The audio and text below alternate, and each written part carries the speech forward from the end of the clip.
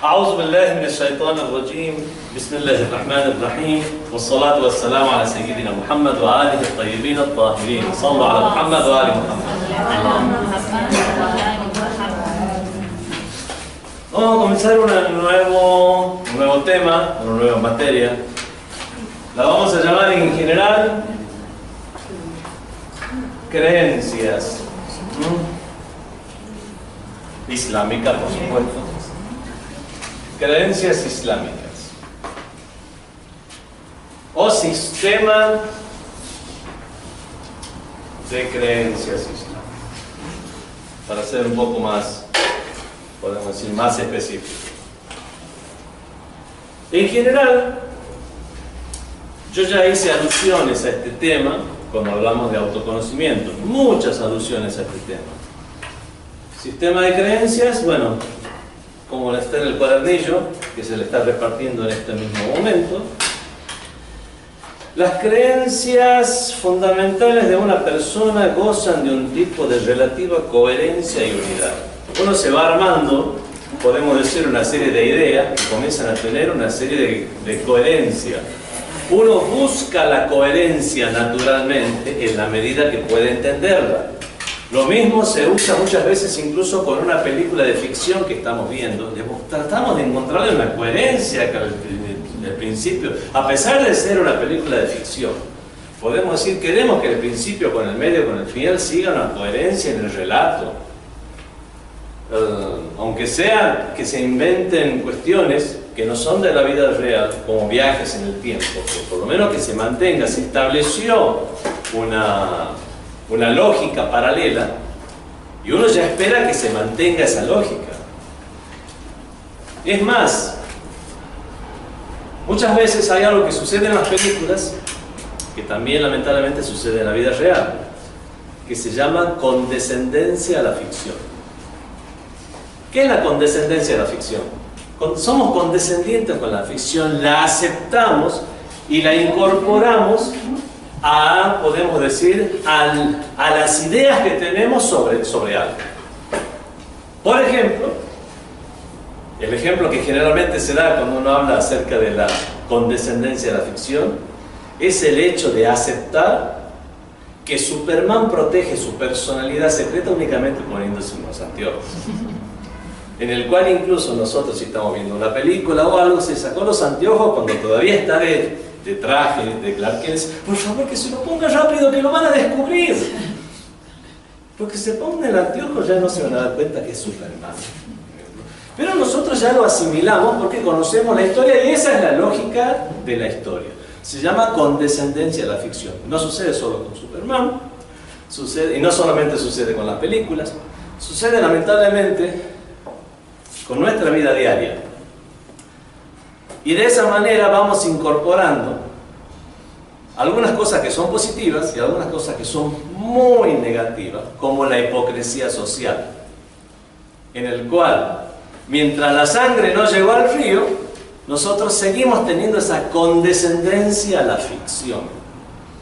Eso es un tema para ser explicado más en sociología, pero volvamos al tema del que estamos hablando ahora, que es el tema de las creencias. Nosotros, cuando vamos incorporando datos para hacernos una noción de lo que es el universo, generalmente uno busca que haya coherencia, que haya una relativa coherencia, no una coherencia exacta y milimétrica, sino una relativa coherencia en nuestras ideas. Y de esta manera vamos forjando nuestra noción del mundo, nuestra noción de las cosas, nuestra cosmovisión. Cada uno de nosotros tiene una cosmovisión, tal vez no lo llame de esta manera, cosmovisión, pero tiene una idea en general, o directamente, ni siquiera se le ocurre, o no tiene ningún tipo de noción sobre el universo y cree que eso está bien. Porque piensa que no, este mundo no tiene ningún sentido, ni un principio, ni un final, y simplemente hay que, podemos decir, vivir la vida como se va dando. Esa misma forma de pensar ya es una noción sobre el mundo, ya es una cosmovisión. Por lo general, las creencias fundamentales de una persona gozan de un tipo de relativa coherencia y unidad. Incorporamos datos y con ese dato, cuando son generalidades, queremos interpretar el mundo en base a esa misma noción que nosotros nos hemos hecho del universo, o de la noción que nos hemos hecho de una creencia en particular, o incluso de personas en particular de una religión. Teniendo en cuenta que nosotros lo tomamos como un dogma, que tal persona es inmaculada, a partir de ese parámetro o de ese criterio es que comenzamos a interpretar sus hechos, actos, palabras, posturas críticas de los demás hacia esa persona, en la cual esa persona siempre estará bien, y a partir del hecho de que está bien, que la crítica que hizo el otro rebota en él mismo, para ser, podemos decir, un elemento negativo para el que hizo la crítica, sin considerar realmente si la crítica estuvo bien o mal. Y es así, lamentablemente eso sucede en la religión y mucho. Y así se forman los fanatismos religiosos. Los fanatismos de fútbol también son exactamente de la misma manera. Que nadie me toque a mi equipo de fútbol. Y a partir de aquí, teniendo en cuenta que mi equipo del mundo es la única verdad y realidad inmaculada que existe en el universo, a partir de aquí comienzo a delimitar quiénes son mis amigos, enemigos, aliados momentáneos. Parece un chiste, pero lamentablemente se transmite también en la vida real. Las creencias fundamentales de cada persona pueden, en gran medida, ser autoformadas.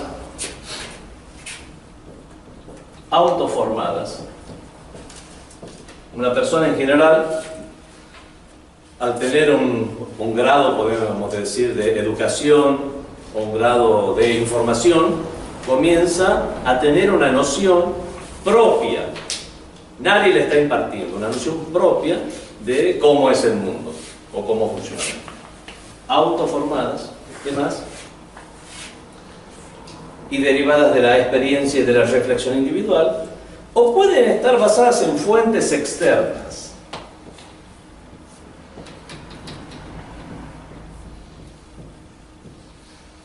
Fuentes externas como su familia. ¿Por qué sos musulmán? Porque mi papá era musulmán. Fuentes externas como la familia, comunidad,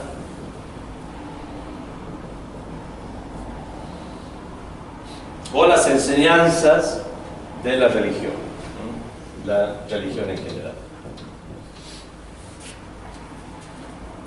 Y de esta manera, la noción que alguien tiene del universo es, o puede ser también, como lo es generalmente, no también generalmente, una mezcla en la cual cada uno de estos elementos tiene su aporte. En algunos estará más la autoformación, son personas ilustradas que les gusta reflexionar y pensar. En otros directamente anulan su autoformación y directamente lo que me dijo mi familia o mi comunidad, y nada más, que es el fanatismo en su forma más extrema. Cuando mayor sea el grado de coherencia de esas creencias y cuando más conduzcas hacia la verdad y la salvación, más serán una luz para la orientación y el desarrollo individual de una persona. ¿Qué es lo que quiere decir? Quiere decir esta frase que, independientemente de la manera en que nos han llegado esos datos y nos hemos hecho una idea del universo, esa idea será una luz en tanto se corresponda en el espejo de la realidad con el verdadero universo. Como verán, mi propio dibujo no se corresponde con el otro. Imagínense las ideas acerca de los detalles del mundo no solamente del mundo de la física, sino también de las cuestiones sociales, podemos decir de la religión, los gustos, historias. Entonces, mientras se corresponda la idea con el espejo de la realidad, eso será una luz, independientemente de la forma en que esos datos nos han llegado.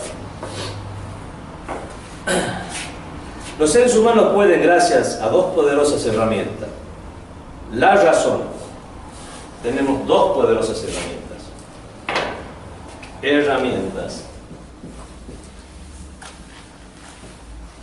Una es la razón. Los seres humanos pueden, gracias a dos poderosas herramientas, la razón y la naturaleza primigenia. Ya hablamos mucho sobre esto. ¿Qué era? Era la fitra. Cuando hablábamos de autoconocimiento, explicamos en detalle el tema de la fitra. Pueden, gracias a dos poderosas herramientas, la razón y la naturaleza primigenia, de las cuales todos se benefician de alguna manera, evaluar la coherencia de este sistema que nosotros nos hemos ideado, o la noción que tenemos sobre el mismo, y la veracidad de sus creencias autoformadas o las enseñanzas de diversas religiones, y en base a esta valoración adherir a estas creencias. La religión islámica, que fue presentada al mundo por el profeta del Islam, Muhammad sallallahu alaihi wa alihi, invitó a todas las personas a examinar su propio sistema de creencias, y eso es una de las particularidades del Islam. El Islam invita a examinar. El Islam quiere salir, que la persona, al adherir a las creencias del mismo Islam, salga del círculo vicioso de soy musulmán porque mi papá era musulmán. Soy musulmán, ¿por qué crees en el Corán? Porque el Corán me lo dice. ¿Y cómo sabes que el Corán es la verdad? Porque el Corán me lo dice. Es un círculo vicioso. El Islam siempre incentiva a las personas constantemente a examinar y valerse del intelecto. Y es por eso que gran cantidad de versículos del Sagrado Corán dice: ¿acaso no reflexionan?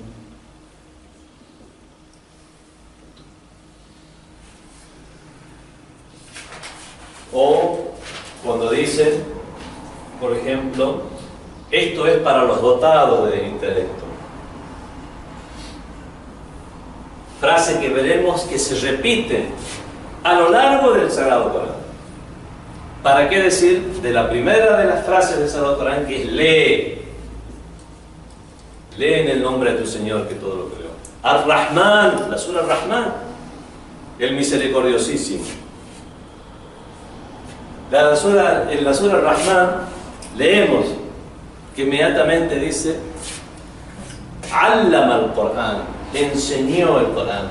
Habla de la enseñanza. Allamahul bayan, le enseñó a diferenciar.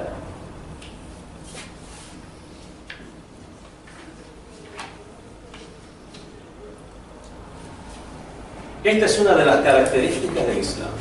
El Islam en ninguna parte dice prohibido leer los libros de los herejes. No, absolutamente. ¿Qué es lo que dice el Islam? وَبَشِّرْ أَعُوذُ بِاللَّهِ مِنَ الشَّيْطَانِ الرَّجِيمِ بِسْمِ اللَّهِ الرَّحْمَنِ الرَّحِيمِ وَبَشِّرْ عِبَادِي, albricias a mis siervos, o sea, son siervos especiales. En el Corán hay que ser precisos, son palabras de Dios. Cuando dice, no dice a los siervos, dice a mis siervos, o sea, son los creyentes, son aquellos que realmente se reconocen como siervos de Dios y están realmente en un afán de ser realmente siervos de Dios. Albricia, wa bashir ibadi, albricia a mis siervos. ¿A quiénes? Los siervos que hacen ¿qué? Que duermen, que corren, no. Alladhina yastami'una al-qawl aquellos que prestan atención yastami'una al-qawl, a las palabras, ¿y qué más? Wa yattabi'una ahsana, y siguen la mejor. Albricias, esos son los bienaventurados. Bashir ibadi alladhina yastami'una al-qawl, escuchan las palabras, wa yattabi'una ahsana, y siguen la mejor.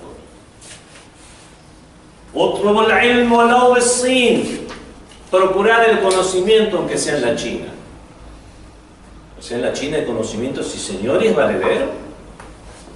No solamente estamos hablando de un conocimiento religioso, ni tampoco, al no ser un conocimiento religioso, se refiere únicamente al conocimiento físico, empírico, la forma de preparar la pólvora o las matemáticas o algo así. No, también se habla de sociología, filosofía, y habla de una serie, podemos decir, de formas de pensar para reflexionar sobre las mismas, sobre los diferentes tipos de ideologías, filosofías, formas de vida, y entonces, después de reflexionarlas, razonarlas con el intelecto, leer sobre las mismas, tener las enseñanzas y diferenciar entre sus aspectos positivos y negativos, albricias aquellos que prestan atención a esto y siguen lo mejor. Es una característica del Islam. Es por eso que las creencias en el mundo del Islam son creencias que tienen que estar basadas en la reflexión. No soy musulmán porque mi papá era musulmán. Soy musulmán porque he reflexionado sobre el Islam y he encontrado una noción sobre el universo que es coherente y que, en lo que a mí respecta, se corresponde con la realidad que refleja. Exactamente. En cada uno de esos puntos, o por lo menos en general, para que no terminemos como el dibujito que acabo de hacer y que sea mucho más preciso todavía. Entonces veremos en esta materia una serie de lecciones. En esta serie de lecciones, la primera lección que veremos, hablaremos acerca de estas son las lecciones, maravillas de la creación. Las maravillas de la creación, la belleza de la creación, los diferentes aspectos del orden y la manifestación de la armonía en las criaturas de Dios, en las creaciones de Dios, porque son datos que nos serán necesarios para poder implementar todas estas consejos, preceptos, lineamientos que nos ha definido el Islam, que es la de reflexionar. ¿Quién puede reflexionar sobre dos cosas? El que tiene el poder de comparación. Por tanto, hay una ley del Sagrado Corán: innama yakhsha Allaha min ibadihi ulama. Ciertamente que tienen, y solamente el innama es restrictivo, solamente tienen temor de Dios aquellos, al ulama, aquellos que tienen conocimiento. Esos son los que alcanzarán el verdadero temor de Dios. Son aquellos que tienen conocimiento de las cosas. El ignorante no tiene con qué comparar. Es por eso que no tiene sentido discutir con un ignorante. No tiene una base a partir de la cual podemos edificar un edificio de ideas, creencias. Directamente es simplemente como hablar con una pared. Como dice el hadith, Jawab al-Jahil as-Samt, la respuesta al ignorante es el silencio. O como dice el Sagrado Corán, cuando habla de los creyentes, وَإِذَا خَطَبَهُمُ الْجَاهِلُونَ قَالُوا سَلَامًا. Y cuando los ignorantes les hablan, le dicen salam. ¿Para qué? Salamu alaykum. ¿Para qué vamos a discutir en detalle sobre la creación cuando a él directamente le importa el resultado del partido de mañana? Entonces, si una persona así directamente no dice, no, porque los chiitas dicen, salam. Así que si alguien le dice a ustedes salam,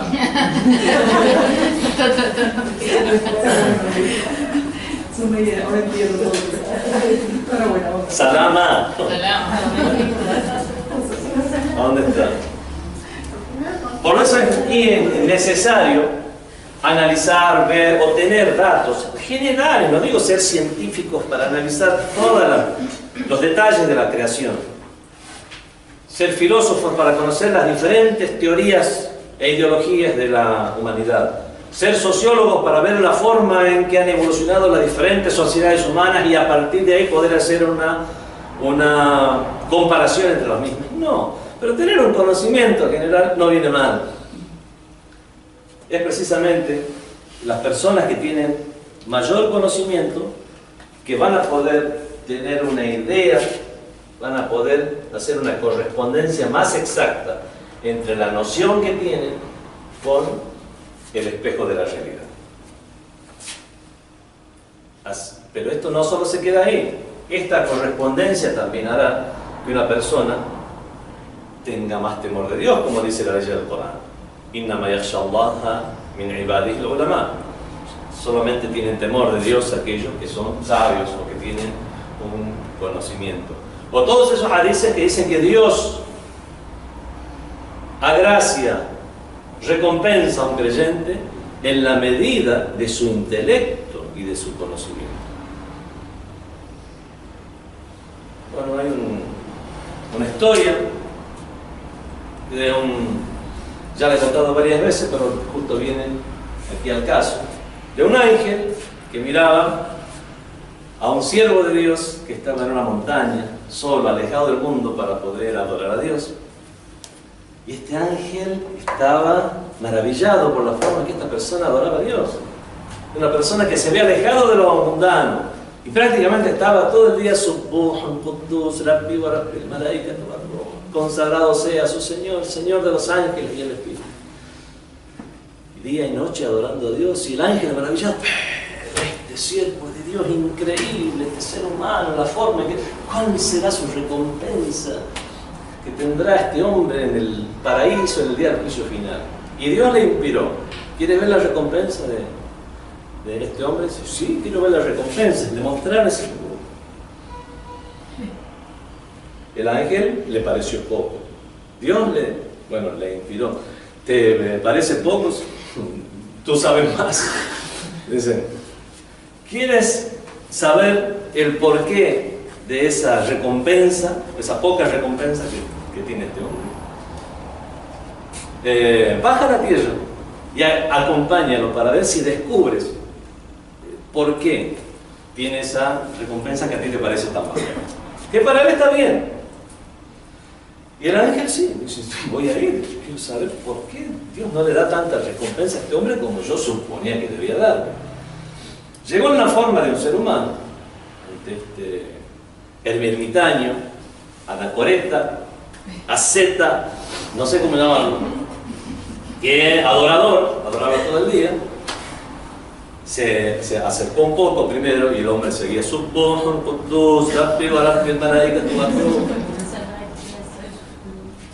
el primer día simplemente se pasó observándolo, a ver qué hacía, qué no hacía, cometía algún pecado en el medio que él no se daba cuenta. Después se acercó más, lo saludó, le dijo, perdón, buen hombre, ¿puedo?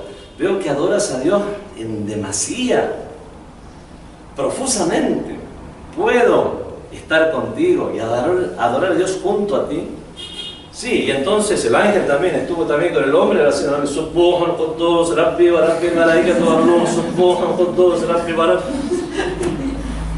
veo nada que esté haciendo mal este hombre. A ver, vamos a conversar con él, para ver realmente qué idea tiene de Dios, o a lo mejor tiene una idea equivocada o algo. ¿Cuál es su creencia? ¿Crees en Dios? Yo creo en Dios, creador de los cielos y la tierra. Habla más de Dios, Dios sabio, su voluntad puede sobre todo, ha creado a los seres humanos, todos debemos agradecerle las cosas que tenemos. Bueno, va contestando bien. Y entonces ves que en él es la suma perfección. Sí, claro que sí. Hay algunas cosas que no entiendo. Por ejemplo, dice, lástima, algo que me parece que le falta a Dios es que no tiene un burro. ¿Cómo? Y que no tiene un burro. ¿Cómo que no tiene un burro? Y no debe tener, si tuviera no desaprovecharía todo este pasto que está aquí a la vuelta. Y ahí el ángel se dio cuenta que este hombre tiene de bajo intelecto. Es verdad, era un adorador, hizo lo que su mente limitada o su capacidad intelectual o coeficiente intelectual le daba para poder entender sobre Dios, y para él estaba bien. O sea, no tenía una mala situación.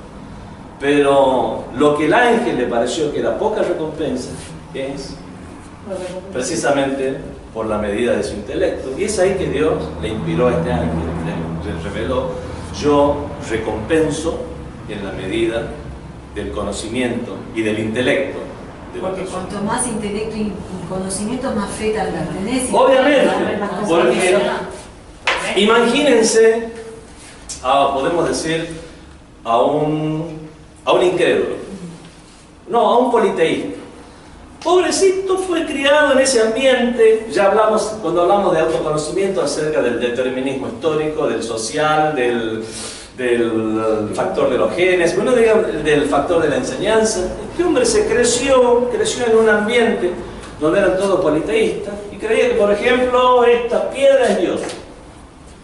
Y lo que hacía, como los animistas en África y en otros lugares más, creen, por ejemplo, Dios está en las cosas inanimadas. Entonces, esta piedra es Dios. Tuve un compañero en la universidad que era un africano que dijo: primero yo fui animista. No, antes de ser shia era sunni. Antes de ser sunni era cristiano. Antes de ser cristiano yo era idólatra. Era animista, me dice. Y bueno, imagínense a una persona que dice: esto es Dios, este es el creador del universo. Dios obviamente verá cuáles han sido las oportunidades de estas personas, y en base a eso, digamos que lo va a castigar inmediatamente por las creencias que tiene. Luego ver qué oportunidades tuvo esta persona, y con las oportunidades que tuvo en la vida, de la forma que las supo aprovechar, en base a eso incluso lo recompensará o castigará. Y Dios hará lo mismo con todas las personas. Bueno, que termino. Lo mismo debe ser para aquel que es incrédulo y que tiene conocimiento, todavía más el castigo. Exactamente, pero podemos decir, esta persona que cree que Dios está aquí, limitado a este lugar, en una dirección en especial, a un tamaño en especial, ¿qué noción tiene del Dios que adora? ¿Qué noción tiene, podemos decir, de investirme de los atributos de Dios? Quiero investirme de los atributos de esta piedrecita. Bueno, realmente, ¿qué diferencia hay entre creer en el Señor del universo, la causa de las causas, el ser necesario, quien ha creado todo, quien estuvo antes de que exista el tiempo, quien está más allá del lugar porque Él es el que creó el lugar, quien no tiene forma porque Él es el que creó el concepto de forma? Y en base a esa verdad es que quiero yo trascender como ser humano para dirigirme a ese lugar de infinitas perfecciones donde sé que nunca lo voy a alcanzar, pero por lo menos en ese viaje voy a tener siempre la oportunidad de ir trascendiendo más y más, y a decir, voy a investirme de los atributos de esta piedrita. Obviamente habrá una diferencia muy muy grande, intelectualmente hablando. Eso nos dará un techo espiritual. Y eso es muy importante, el concepto del techo espiritual. Imagínense a una persona que tiene estas ideas. Llegará a un techo espiritual a partir del cual no podrá avanzar nunca más. O las personas que podemos decir son monoteístas, pero tienen un techo espiritual que se llama una Trinidad. No creen en la unicidad de Dios, creen en una Trinidad. Son personas buenas, pero han llegado a un techo espiritual. Incluso con su buena predisposición, buena voluntad, honestidad, devoción a Dios, pero alcanzan y llegan a este techo espiritual. cuando vamos eliminando estos velos, que les llamamos velos de las nociones incorrectas, es que podemos tener el camino libre para seguir ascendiendo hasta el infinito, aunque nunca lleguemos a alcanzarlo, obviamente, porque como tal es ilógico pensar que alguna vez podremos llegar a alcanzar. Entonces, respetamos a cada uno de estos que honestamente, realmente quieren trascender como seres humanos. Pero en la medida que esta noción del universo que tenemos no se corresponda con la realidad, chocaremos con un techo espiritual. Porque nosotros somos como un ciego, que nos hemos hecho una idea del universo como un mapa. Imagínense decir, si este mapa no se corresponde con la realidad, va a llegar en un momento dado que voy a seguir el laberinto que tengo en mi mente y voy a chocar con algo. El que tenga más clara la noción del universo, como aquellos que creen en el Dios de Abraham, van a alcanzar y van a subir mucho más que un animista, porque se va a corresponder mucho más con el universo real. Pero por lo menos en algún punto llegarán a ese techo espiritual, en el cual nosotros, los ciegos espirituales que estamos en este mundo, en esa idea de ese laberinto de la existencia que tenemos, en un momento no podremos avanzar, o creeremos que hemos llegado al final, o tomaremos otro camino sin darnos cuenta que ahí es que estamos confundiendo las cosas. ¿Por qué? Porque no se va a corresponder la noción de la imagen mental que tenemos con la realidad exterior. Una vez hablé acerca del tema creo que en el autoconocimiento fue, bueno, alguna vez, acerca de qué pasa entonces, todos los musulmanes están mejor que los cristianos, por ejemplo. ¿Qué pasa con aquel que dice soy musulmán, soy chiita, decimano y sigo no sé, tal y tal escuela? Incluso dentro del chiismo hay escuelas donde sigo exactamente esta, por lo tanto tengo ahora yo la idea más genuina que representa el universo exterior. Tengo el mapa de la realidad. Nosotros estos ciegos espirituales, pero yo tengo una carta bajo la manga que es que tengo el mapa de la realidad más perfecto que hay, mejor que los demás. Muy bien, ¿cuánto avanzaste? No, nada, lo tengo el mapa, nada. Y aquel que tiene un mapa que se corresponde al 99%, ya avanzó prácticamente a dónde está. Y así podemos llegar a entender cómo muchos cristianos estarán mucho mejor que musulmanes en el beneficio final. Yo le había preguntado sí. por qué ellos tenían sí, me acuerdo, sí, era por eso. Sí. Habíamos hablado de... Era fuera de clase la pregunta. Sí, por favor. Bueno, la cuestión es que... ¿A dónde estábamos? Ya me perdí. No me tengo que salir mucho del tema porque vamos a alargar más de la cuenta. Bueno, la primera lección es acerca de las maravillas. La segunda de las lecciones que vamos a ver va a ser acerca, bueno, es la parte más importante, podemos decir, del sistema de creencias, o la que nos da la base más importante, que es la idea de Dios, la teología propiamente dicha, sus atributos,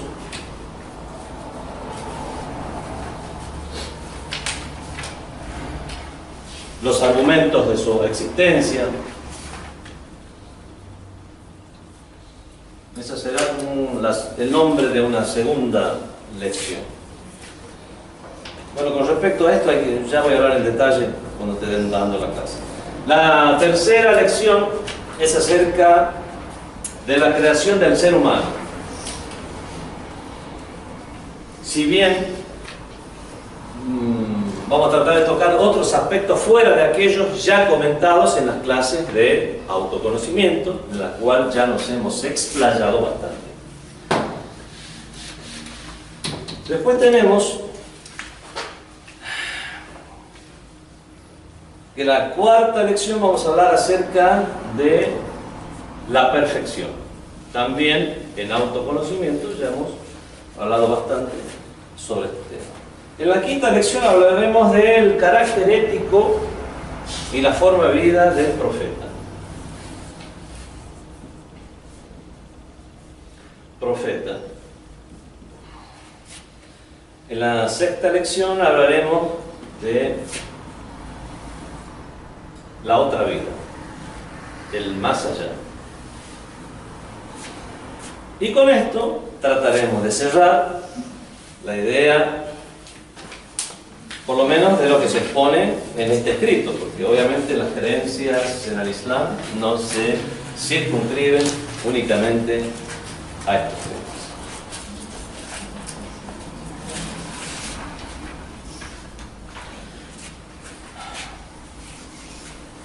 La mayor parte del primer tema lo voy a dejar para su propia lectura en particular. Si no, va a ser únicamente como leer el texto. Ahora voy a hacer una alusión lo más somera, rápida y breve posible del tema de las maravillas del universo. Vivimos en un mundo que está repleto de maravillas, en el cual podemos hablar sobre estas maravillas desde tres perspectivas.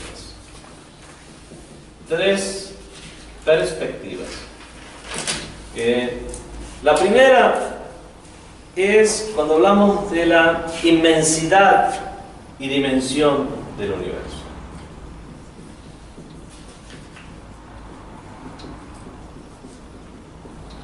La inmensidad no solamente hablamos de tamaño, más que nada se refiere al tema de la dimensión del universo.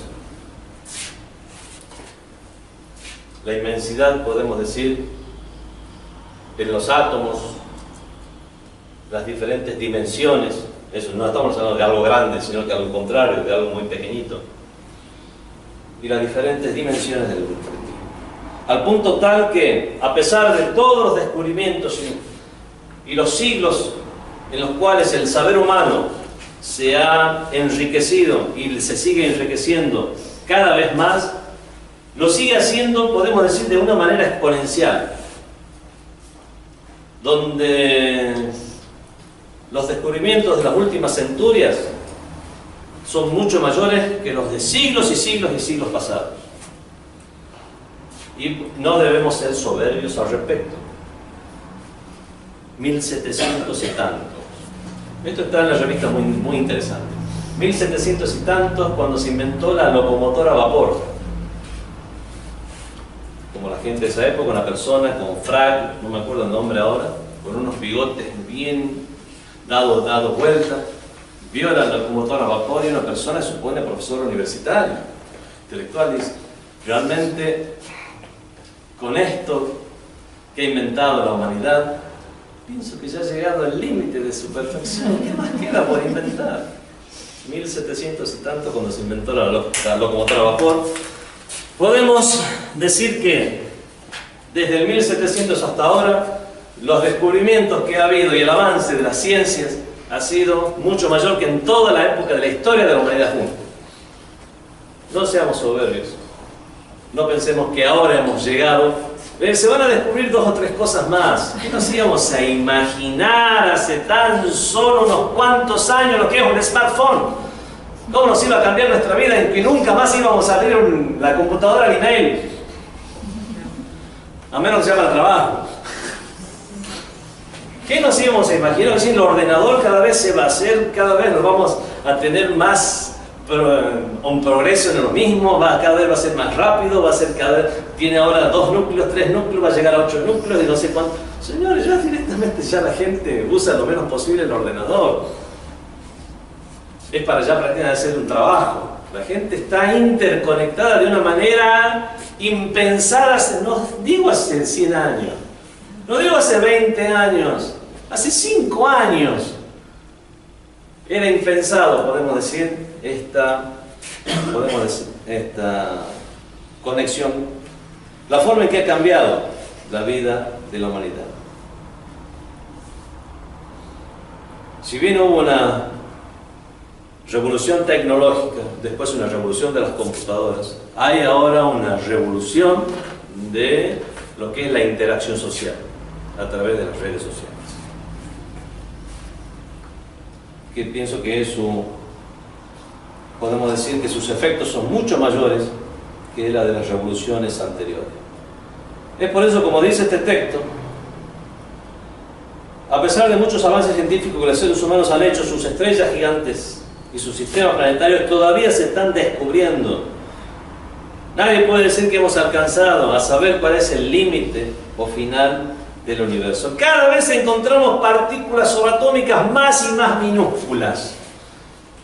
Cada vez más minúsculas y cada vez nuevas. Cuando se piensa que se ha llegado a la base a partir de la cual ya hay un elemento común, indivisible, realmente átomo, realmente indivisible, que es a partir de lo cual la partícula elemental con la cual ya está formado todo el universo, no, encontramos que esa misma partícula ¿sabe? Está formado por subpartículas. ¿Hasta cuándo? Estas diminutas partículas son millones o miles de millones de veces más pequeñas. Bueno, la segunda característica de este mundo, la primera entonces era la inmensidad y la dimensión. La segunda característica de este mundo, esto es un tema también muy importante, es la complejidad. No hay que olvidarse de la complejidad del mundo. Es bueno tener un sistema cognitivo a partir del cual vamos clasificando áreas, ideas, temas, materia, y para ello necesitamos de la generalidad o el reduccionismo. El reduccionismo es importante para esta etapa. Cuando vamos haciendo una clasificación, están los temas físicos y metafísicos. Los temas físicos podemos decir, o mundanales, podemos hablar del área directamente de la física propiamente dicha, de los temas de humanidades, las ciencias humanas o humanidades, las ciencias naturales. Eso por hacer una división de la ciencia. Por lo tanto, para esto los reduccionismos nos sirven. El problema es que si nos quedamos únicamente con el reduccionismo, todo será blanco-negro, o River o Boca, y no hablar, y no daremos lugar a que dentro de la complejidad que reina en el universo, todo interactúe con todo. Y como dijo alguna vez alguien por ahí, lleguemos a comprender que en este mundo todo tiene que ver con todo. La segunda característica es la complejidad. La tercera es la armonía. La armonía del orden existencial. No estoy hablando únicamente de la parte física. La lógica no es algo que únicamente está restringido a lo que es la física. En el mundo material rige la lógica. En el mundo espiritual o material no existe lógica. Puede algo ser y no ser al mismo tiempo. ¿Puede ser eso? No, en ninguna parte del mundo, ni en el mundo espiritual, ni en el mundo físico, ni en ninguna parte. Porque si algo puede ser y no ser al mismo tiempo, eso realmente nos quiebra los esquemas y nos deja, podemos decir, de una manera tal que no podemos utilizar ninguna ni reflexión, ni el intelecto, ni ninguna enseñanza, ni podemos hacer ninguna comparación. Entonces realmente decir que 1 más 1 más 1 es igual a 3 y al mismo tiempo es igual a 1 es algo que realmente no se corresponde con ningún tipo de lógica, y la respuesta no puede ser de ninguna manera decir que ese tipo de lógicas matemáticas únicamente pertenecen al mundo físico, y que en el mundo espiritual puede haber que 1 más 1 más 1 sea igual a 3 y sea igual a 1, ese 1 que a lo mejor puede ser y morir, estar y no estar, y resucitarse solo después de haber llegado a ser la nada. Bueno, realmente, y cual no haber una explicación al respecto, llamarlo simplemente un misterio de fe. Es En el Islam no tenemos misterio. El misterio se le llama precisamente llamado de esta manera porque es una cosa rara e inexplicable, que simplemente hay que tener fe. Y estamos igual que el animista, por eso, bueno, esa piedra es Dios. ¿Por qué no? Esa piedra es Dios y listo, no tiene un círculo vicioso. Creo en el Corán porque el Corán me lo dice. La única manera de escapar del círculo vicioso es a través de la reflexión y el misterio. Entonces, para hacer esa reflexión tenemos que tener en consideración las maravillas del universo y los tres aspectos de esas maravillas, que es la inmensidad de la dimensión, la complejidad del mismo y la armonía que rige el universo, en el cual aquí en San Miguel de Tucumán llueve de arriba hacia abajo y también en la China también llueve de arriba hacia abajo.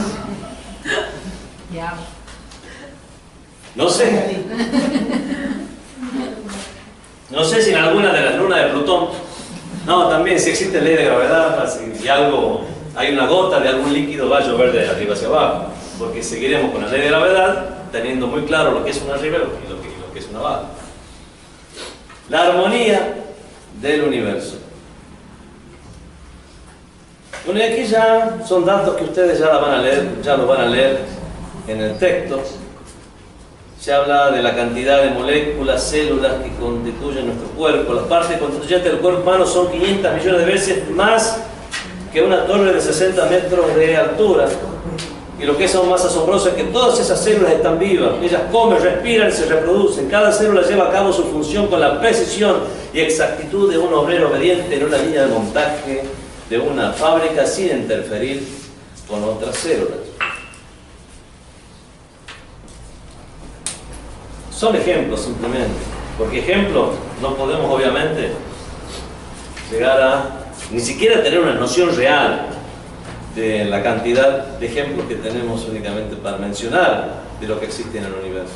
Pero por mencionar algo, no sorprende el hecho de que algunos animales y plantas parecieran ser inútiles para nosotros. Sin embargo, eso a lo mejor puede alguien llegar a pensar, ¿y Dios para qué hizo la mosca tsetse? ¿No había otras moscas que cumplan con la misma función de llevar un poquito de polen, ir bailando con las flores, y llevarla y polinizar la flor? Bueno, tendría que ponerle en la mosca tsetse. Algún objetivo obviamente tiene que nosotros no conocemos, pero aún así nos puede llegar a parecer inútil. Nos pueden llegar a parecer inútiles la creación de algunos animales y plantas. Está bien, aceptamos que alguien por ignorancia tenga esa noción. Pero lo que no se acepta es que resulta extraño que nuestros órganos del cuerpo pudieran no llegar a tener un rol o propósito. Como para decir, no, eso está de más. El apéndice hoy en día ya no hace falta. Las amígdalas hay que sacarlas. Total. Por ejemplo, hay una glándula en el ser humano llamada el timo. Por muchos años no sabían para qué servía este timo, que está ubicada en el tórax, detrás del esternón. Aunque la glándula fue identificada y denominada ya como timo en la época de la antigua Grecia, y por eso que a un engaño se llama el timo. Es un timo, no para nada, realmente no cumple una función. Aunque la glándula fue identificada y denominada en la época de la antigua Grecia, no se conocía que tuviera ningún papel significativo y se la consideraba bastante inútil. Hasta que en 1961, no hace tanto, ni siquiera podemos decir Pasteur, no, en 1961, Jacques Miller pudo llevar a cabo una serie de experimentos identificados en el papel crítico grave que juega esta glándula. Ahora los estudiantes de medicina son muy conscientes del timo, ya que es considerada el cementerio de las células muertas.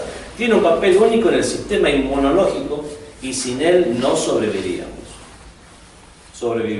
El sistema inmunológico del cuerpo es como un gran ejército formado por diversos rangos militares. Uno de los más importantes es el de la célula T, los linfocitos T. Habrán escuchado hablar de los mismos en algunos comentarios de café. Cuando organismos extraños como virus y bacterias entran en el cuerpo, son destruidos por estas células.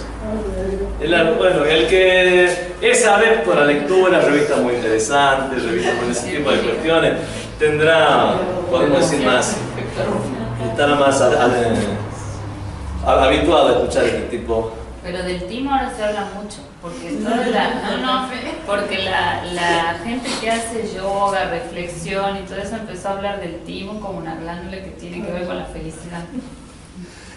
Cuando organismos extraños como virus y bacterias entran al cuerpo son destruidos por estas células que han sido adiestradas en el timo. Estas células, al igual que otras células en la sangre, se derivan de las células madres que hay en la médula ósea. Bueno, realmente estas células deben ser capaces de identificar con precisión miles de millones de otras células del cuerpo con el fin de distinguir entre las células que son nativas y propias de uno y las células que son extrañas, para de esta manera atacar a las extrañas, porque nosotros constantemente estamos siendo invadidos por bacterias, virus y un montón de esos bichitos que entran en nuestro cuerpo constantemente, y nuestro gran sistema inmunológico es el que los elimina de diferentes maneras, pero para eso primero tiene que reconocerlos. ¿Cómo hace para pedir el pasaporte o para saber si son o no son? Sobre la superficie de cada célula hay moléculas receptoras. A través de las moléculas receptoras en la superficie de la célula, los linfocitos T son capaces de diferenciar entre las células nativas y las extrañas. Bueno, todo esto lo van a leer ustedes. En general, en este transcurso las células T son evaluadas, probadas. En el timo se llevan a cabo pruebas de campo, o sea, se van adiestrando de transgresores e incluso traidores militares, aquellos que atacan a las células que son nativas y propias. Las células T que atacan a las células nativas son sentenciadas a muerte por el timo y son destruidas inmediatamente. Todo ese sistema está dentro de nuestro cuerpo, en esa pequeña glándula que hasta solamente 3-4 décadas atrás no sabían para qué servía.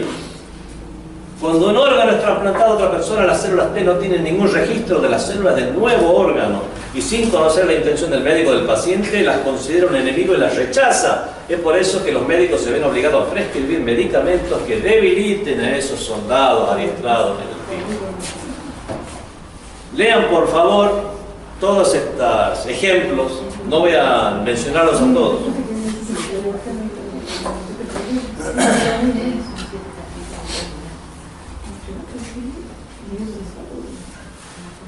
Otro ejemplo más de la inmensidad, podemos, ya sí vamos a hablar del tamaño, hacer una comparación entre las distancias siderales, o sea, entre estrellas, y la magnitud de los astros. Mediante la colocación de múltiples ceros tratamos de hacer una comparación entre la Tierra y el universo que nos rodea. Son comparaciones teóricas realmente, porque no, a pesar de los ceros que podamos llegar a ponerle un número, no vamos a tener una idea de cuál es, no vamos a tener una noción real de esas distancias o de esas magnitudes. Para poder hacer la comparación a nuestra escala le ponemos ceros, dibujamos si el Sol fuera de este tamaño, como si el tamaño de una pelota de fútbol, entonces la Tierra sería como una pequeña nuez chiquitita para que y de esa manera tratamos de hacernos una idea, pero realmente es una idea y nada más. Para nosotros, que una estrella, esta es Alfa Centauri, la estrella más cercana a la Tierra, se encuentra a 4 años luz de distancia de la Tierra, es la más cercana. Sale un rayo de Alfa Centauri a la velocidad de la luz y en 4 años recién llega. En cambio aquella, podemos decir, es Betelgeuse, una de las estrellas más grandes conocidas, que en el cual se encuentra a una distancia de 1 seguido de cuántos ceros. En teoría yo me doy cuenta que esta está más lejos que la otra. Pero yo veo hacia arriba, veo los 2 puntitos, digo, todas las estrellas están arriba. Yo pongo a veces esa comparación cuando hablo de si un imán era mejor que otro. El imam Ali era el imán de los imames, obviamente es mejor que los demás imames. Vamos a ponerle categoría de cuál es mejor. Entonces, si el imam Ali era mejor, él era peor. Es como que lo bajamos. Es como bajar una estrella, pero nosotros todos son estrellas que están arriba. Son grados de las personas inmaculadas, bueno, están arriba. Nosotros no podemos hacer una idea siquiera de cuánto más arriba está una que otra. Miramos hacia arriba y están todas ahí pegadas, como antes había esa creencia, de que todas esas estrellas ya estaban en la cúpula celeste en el cual estaban las diferentes órbitas de los planetas, el Sol, la Luna, Mercurio, Venus, Júpiter, creo que eran 7 planetas nomás, que, en lo cual la idea de Ptolomeo de lo que era el universo. Y después estaba al final la cúpula celeste, donde estaban todas las estrellas pegadas ahí en la cúpula celeste, porque era lo que les servía para sus ideas, incluso sus cálculos matemáticos de esa época se correspondían también, porque a esa dimensión les daban los cálculos incluso. Mediante la colocación de múltiples ceros tratamos de hacer una comparación entre la Tierra y el universo que nos rodea. Sin embargo, la realidad es mucho más inmensa de lo que podemos llegar a imaginar. Algunas estrellas son mucho más grandes que el Sol, como Betelgeuse, que es 650 veces más grande que el Sol. Su diámetro es de aproximadamente 900 millones de kilómetros. El diámetro del Sol es aproximadamente 109 veces mayor que el de la Tierra. Son números. Es más grande. Cuerpos celestes, los cuásares. ¿Qué es un cuásar? Son astros celestes más brillantes que el universo mismo. Son los astros más brillantes del universo, perdón. Y durante mucho tiempo se consideró que eran estrellas. Los veían lejos brillando y decían, este debe ser la estrella. No, los cuásares son mucho más pequeños que la galaxia, pero son más brillantes que cientos de galaxias juntas. Estos astros fueron descubiertos en 1960, también hace poco. Estos astros, pero los astrónomos llegaron a un acuerdo sobre su naturaleza recién en 1980. Concluyeron que un cuásar es una región compacta en el centro de una gran galaxia que tiene un agujero negro en su interior. La energía liberada por un cuásar puede ser hasta 1000 veces la energía liberada por toda la Vía Láctea junta. Hasta la fecha han sido identificados más de 200.000 cuásares y el más cercano a nosotros se encuentra a una distancia de 600 millones de años luz.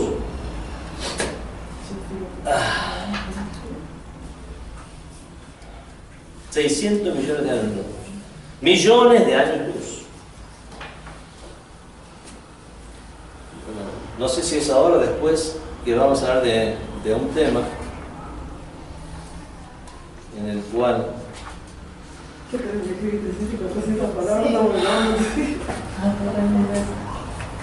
cuando hablamos de ustedes, voy a hablar de algo que a veces se habla en filosofía.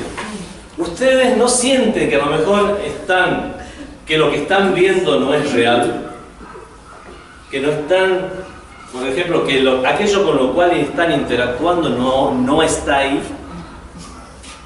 Bueno, cuando a alguien se le plantea de esta manera, generalmente se va para el lado de la filosofía.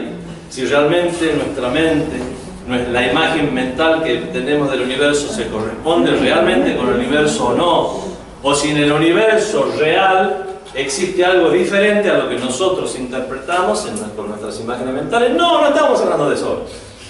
¿Y de qué estamos hablando? Estamos hablando de que estamos interactuando en estos momentos con estrellas que ya no están. Hace 650.000 millones de años partió la luz de esa estrella. Bueno, esa estrella ya no está, ya no existe. La imagen que tenemos es del universo que ya se ha muerto. Sí. Iba a decir como la teoría de Nietzsche, que no existimos, que solo... Es lo primero que a uno se le viene a la mente cuando uno dice la primera frase que yo dije, son precisamente las teorías de Nietzsche. Pero no, ahora aquí estamos hablando de que realmente estamos interactuando con cosas que ya no están. ¿Qué sientes al pensar que algunas de estas luces son de estrellas que ya han muerto? ¿Tienes temor? ¿Te sientes emocionado al punto de derramar lágrimas? Actividad. Materia va a tener la actividad. Investiga más sobre los cuásares. Lean ustedes. Lean, por lo menos lean el cuadernillo que yo les estoy dando.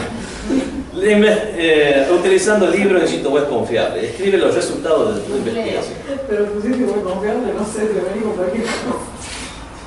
El misterioso y maravilloso mundo de los animales es tan amplio que se han publicado miles de libros y artículos. Bueno, también está el mundo de las hormigas. Muy rápidamente voy a lanzar esto, o voy a hacer una mención de esto. Las hormigas son criaturas inteligentes. Sí, señor, son muy inteligentes. Son chiquititas, pero son inteligentes, son pícaras. Trabajan duro, son luchadoras, responsables, consagradas a su grupo. La hormiga se esfuerza durante toda su vida y todas ellas llevan un tipo de vida similar, ya sea la hormiga soldado, la hormiga obrera. Hay diferentes hormigas, está la reina, su trabajo consiste simplemente en poner huevos.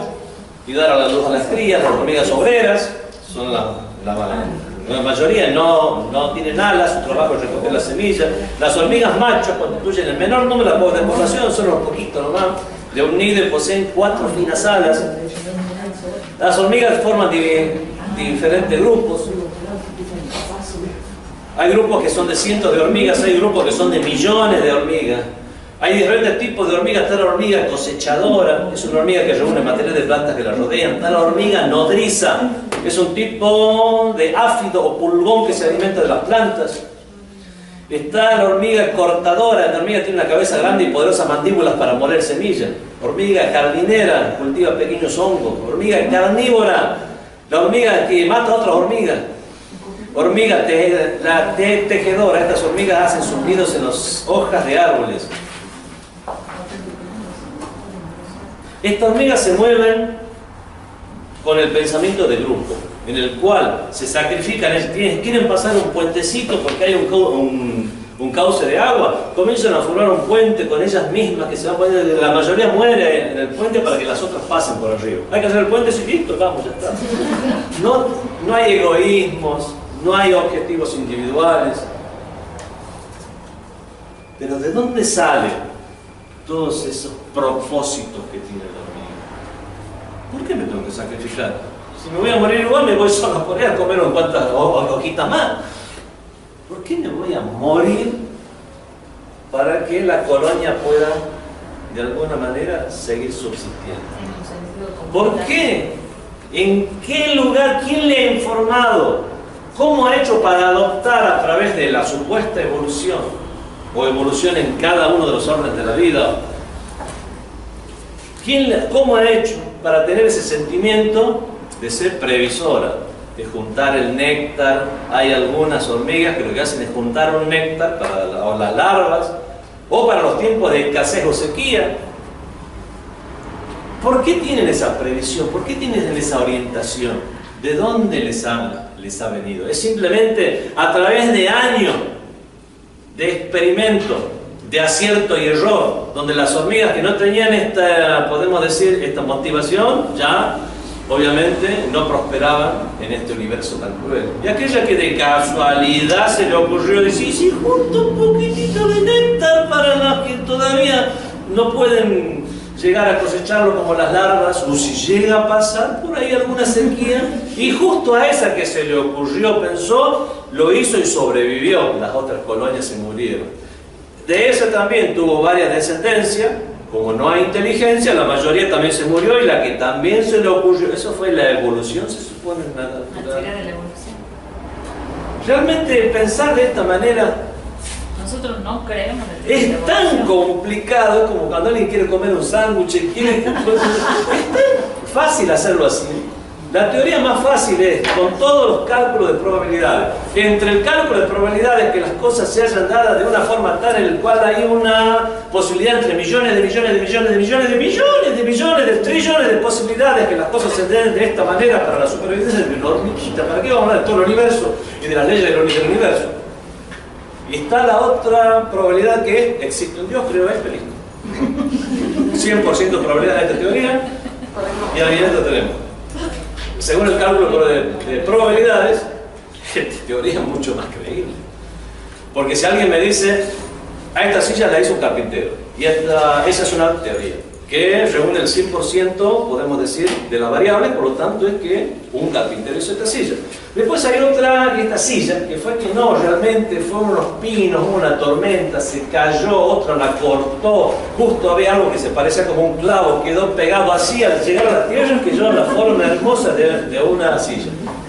¿Qué puede llegar a pasar o no? Y sí, justo el rayo cayó así, justo hubo una tormenta, justo también se secó un poco de savia de los árboles, pero hasta que llegó y se fue cayendo de a poco, justo salió un sol fuerte, y hay 80.000 millones de probabilidades en una que es, bueno, entre que la haya un carpintero, el 100% de probabilidades la tengo que es un carpintero. Realmente, científicamente hablando, y por el cálculo de probabilidades, esta inspiración que tienen las hormigas les fue dada de manera externa. Estudien, lean todo acerca de esto, en estos cuadernillos que yo les he dado. Te hago una consulta. Sí. Justo que vemos el universo y la creación y las maravillas. El Darwini, Sí. yo sé que nosotros no creemos que venimos de los monos, pero hay una parte. No, pero hay partes que. Eso es lo que confunde también, porque hay partes de realidad en la evolución de las especies. Es que hay una realidad, hay una evolución parcial de especies. E incluso puede el ser humano como ser humano que ha llegado a ser. Obviamente ni los evolucionistas de hoy en día dicen que el hombre proviene del mono. Sí. Sino que dicen que tanto el mono como el ser humano provienen, podemos decir, de un homínido común. Y que incluso cuando se le hace un análisis al genoma humano y al genoma de los chimpancés, se dan cuenta que ha habido mucho más evolución, entre comillas, en los chimpancés, en lo cual ha habido mucho más grados, podemos decir, de genes que se han ido agregando. Por lo tanto, el chimpancé es mucho más evolucionado que un ser humano, o por lo menos ha pasado por el doble de etapas de evolución de un ser humano. Sí, aceptamos que obviamente entre las tortugas de las Galápagos obviamente hay una interconexión que es incuestionable. Podemos decir que incluso que la jirafa realmente se comenzó a estirar de esta manera, pero el porqué, el propósito, es simplemente se estiró porque quiso la jirafa por el hecho de estirarse el cuello. Inmediatamente la célula comprendiendo que yo creo que está estirando el cuello, o sea que podríamos hacer que vamos a mandar una información a los genes para que la próxima generación, cuando fecunde otra ex jirafa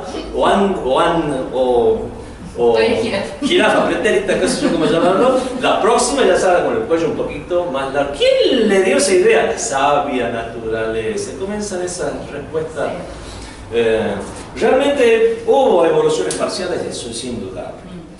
Pero el ser humano que existe hoy en día es un milagro y maravilla de la creación. Independientemente de si en su constitución sea de tal forma que esté teóricamente emparentado de alguna manera con un homínido en común con los chimpancés o monos de hoy. Y cualquiera sea, aún cuando se acepte la teoría de la evolución, eso no niega la existencia. Ni una cosa no niega la otra, iba a hablar de dos temas totalmente diferentes. Darwin, con su teoría, no intentaba negar a Dios. De verdad, Darwin no intentaba negar a Dios, eso lamentablemente fue una postura oficial de lo que es la Iglesia Católica de ese entonces, que lamentablemente tuvo muchas posturas negativas a lo largo de la historia, tanto con los aspectos físicos, astronómicos, de la biología y de otro más, cosas que no vemos en otras religiones, pero lamentablemente se acusa a toda la religión en general y no, podemos decir, al sistema eclesiástico de ese entonces en particular, y de esta manera se desprestigia a toda la religión en general.